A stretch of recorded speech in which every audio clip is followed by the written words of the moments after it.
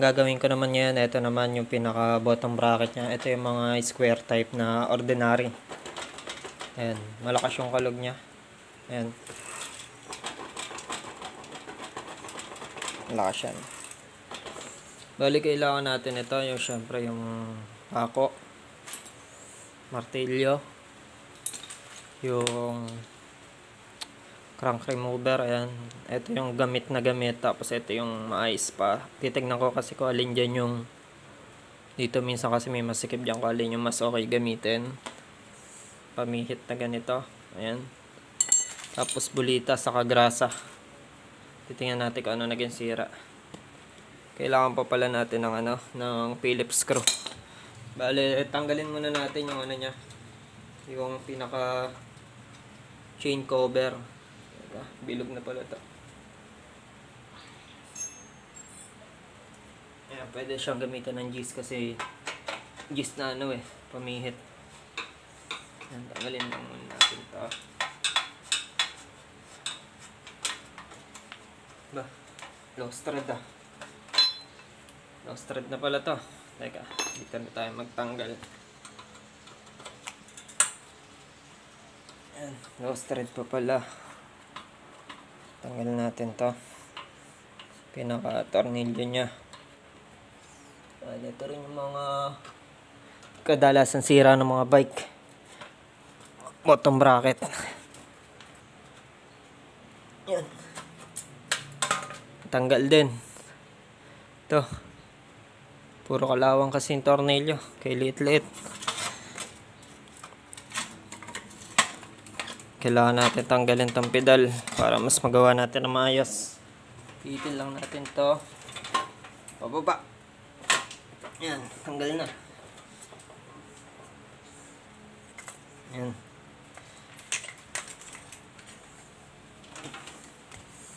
Bale, nangyari kasi dito, lalo thread na to, ayaw mabunot ng tornilyo.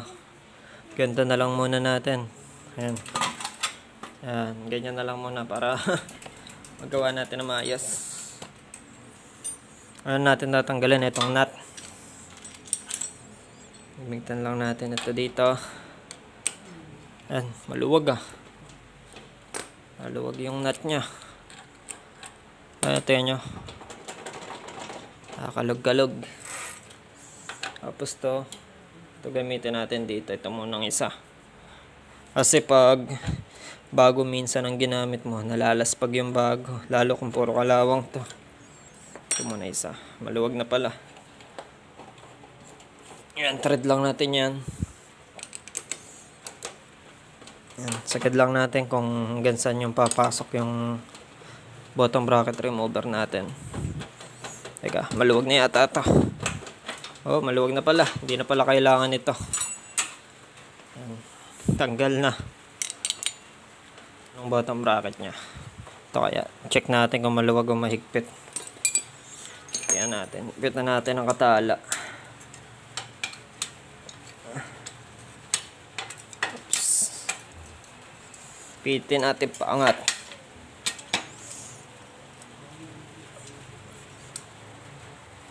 Nasikip naman. Ayan. Ayan, dito naman tayo sa kabila ngayon.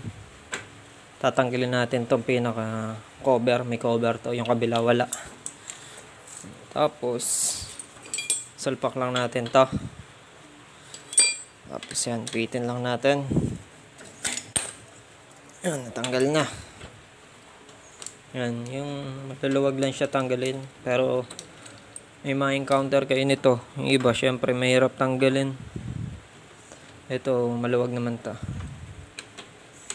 Thread lang natin yung puller. Mas masikip pa. Kaya baka mapuwersa itong puller natin. Ito muna isa gagamitin ko. Ayan, ito, sakto ito isa. Ayan, hindi ko kasi pinapuwersa yung puller pag masikip. Masisira yung gamit natin pag hindi natin iningatan. Sinalpak lang natin ang sinalpak. Ayan, tapos nababawasan yung thread. Yan, tanggal na siya. Ang una natin gagawin dito, ito, tatanggalin natin ay ito. Lapit ko pa. Ito yung tatanggalin natin, yung pinaka-lock ring nya. Dito, ang ginagamit ko ito eh. Teka, sakto kaya ito. Ako. Oh, maluwag na pala. Maluwag din pala to. Ayan. Ito, ginagamit ko dito. Ito. Pero, pag wala kayo niyan, pwede nyong sinsilin. Ayan, dito pa ganyan. Tapos, martilyo. Ayan, maluluwag. Ito, pag masikip to, gamitan nyo na lang siya ng pako. Kung sakaling masikip. Pero, kung maluwag naman, ayan, kakamayin lang.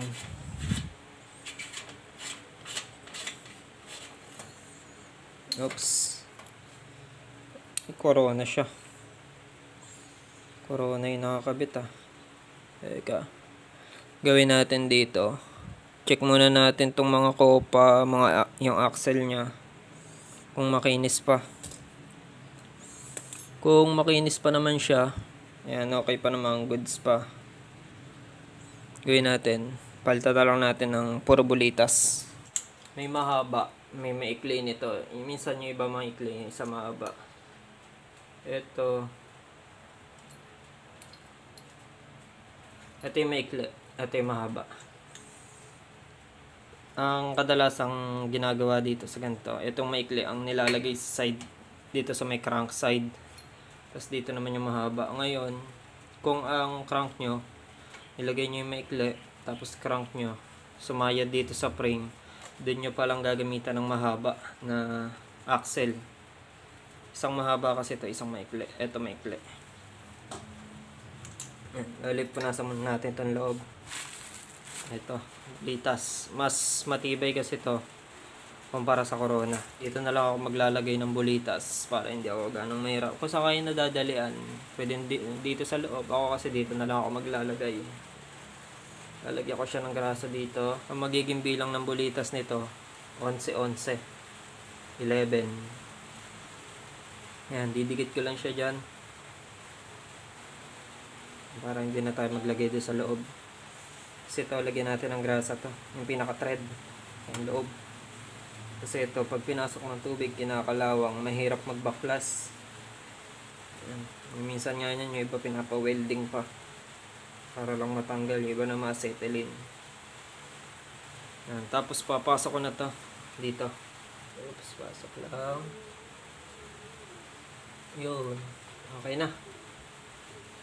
Tapos yung kabilang side, ito yung kabilang side, okay naman siya. Lagyan lang natin to ng grasa dito. Ng bulitas 11. Ayan.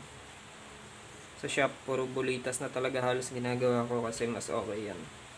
Sa Corona kasi, pag kumalas yung isa, umiipit. Pumapatong yung bulitas na sa may Corona.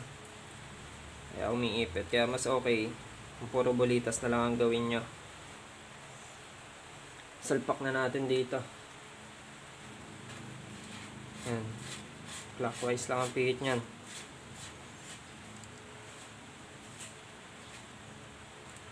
Ayan. Swabe na ikot nito.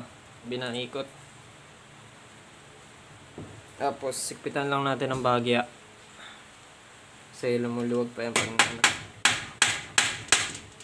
dito.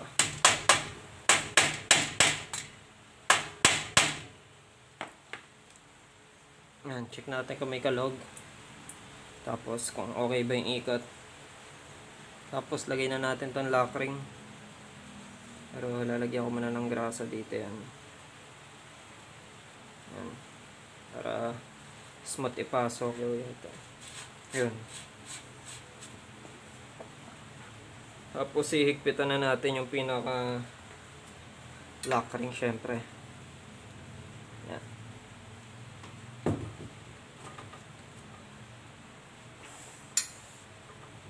Yan, mahigpit na. Tapos punasan natin.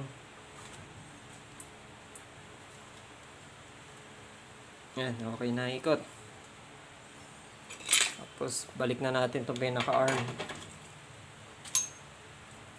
Pitan lang natin ito dito.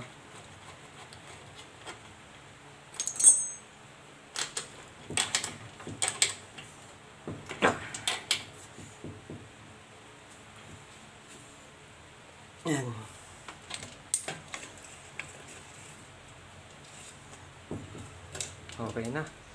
Yan yung mga square type din siya, pero hindi siya silvering. Tibulitas. Pero ito, pwede namang gawin tong silvering. Pwede ring Halotech, pero syempre sa gantong bike, hindi na advisable yung Halotech. Pwede pa silvering. Pero wala kasing budget yung mayari, kaya ito lang muna. Ito naman kabila ang ikakabit natin. Ito. Yan.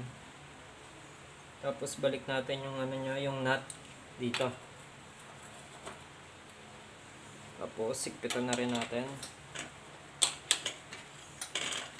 Kaya maiksi nilalagay ko dito para yung ngipin ng crank mas lumapit. Kasi ito, pag lumayo, nagkakaroon ng problema doon sa may sprocket. Hindi sila nagpapantay. Kaya nangyayari, pag ganun, nalalaglag yung kadena. Kaya kung hindi naman sasayad, yung maikli ang ilagay nyo. Sukatin nyo na lang doon kung alin yung maikli. Pit lang.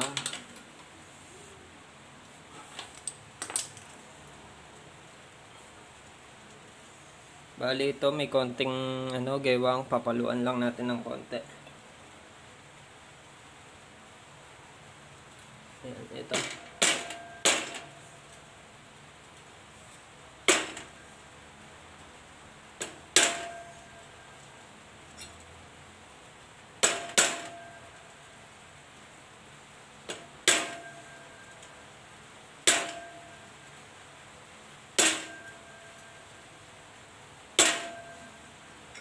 Ayan.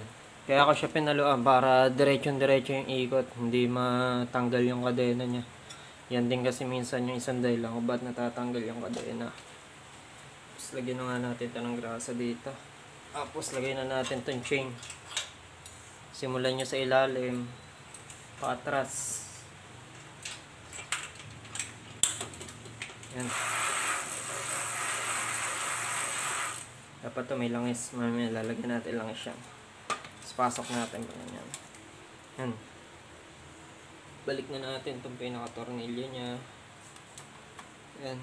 Sa mga video kong ginagawa, ayan, puro tayo gawa ng bike. Ayan. Yan ang natin, linya. Yan. Kung gusto nyo matuto, marami pa tayong gagawin na iba't ibang klase ng bike. Mga ordinary ang ginagawa natin yan. Yan nga lang yung mga mamahalin na bike. Kadalasan hindi ko siya na iba-vlog kasi nga sa shop ko na siya nagagawa. Hindi tayo makakapag-vlog sa shop kasi tambak lagi ang trabaho natin dun. Ayan.